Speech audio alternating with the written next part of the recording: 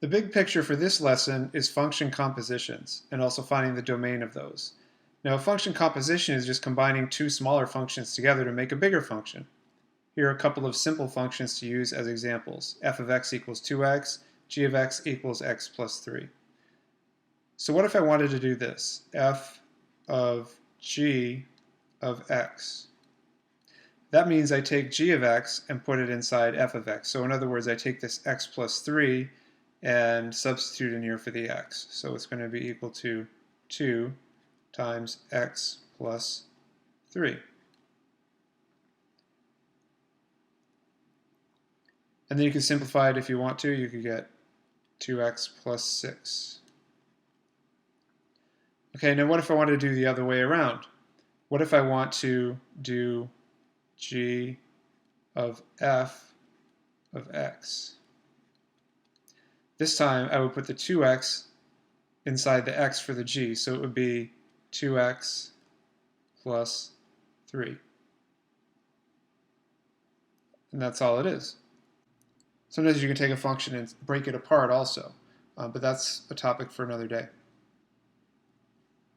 So the order does matter here, whether you put g of x in for f of x or f of x into g of x, that will create different results. So another way to write this is f and then a little open circle and then g of x. That's the same thing. Or you could do g open circle f of x. That's the same notation.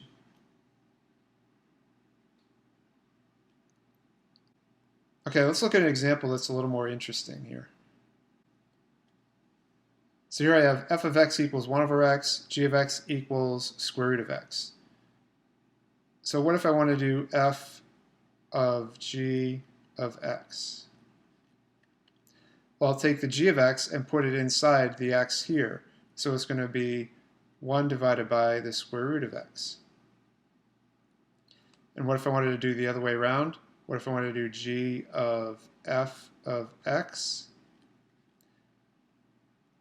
This time I would be putting f of x inside the input x for the g. So it's going to be equal to square root of 1 over x. So once again, the order matters here. You get a different result. Okay, so here's an interesting point though. If you compare these two functions, I could simplify this a little bit. I could say square root of 1 over square root of x, and that's simply 1 over square root of x. So I guess you could say that the results here are the same either way you do it. It's pretty uncommon that that happens. Okay, now let's talk about the domain of the function. The domain of f of x, put it down here,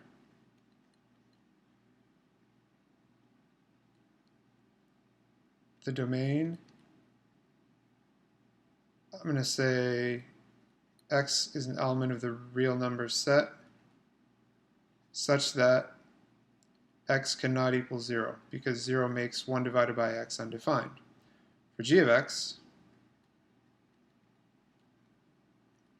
the domain is x is an element of the real number set such that x is greater than or equal to 0. Okay? So what about the domain of f of g of x? Well, what happens here is you're kind of combining the two domains.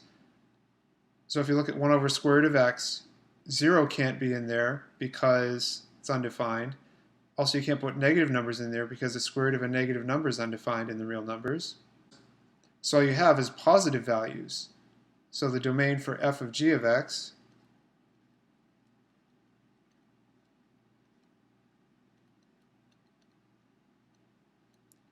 x is an element of the real number set such that x is greater than 0.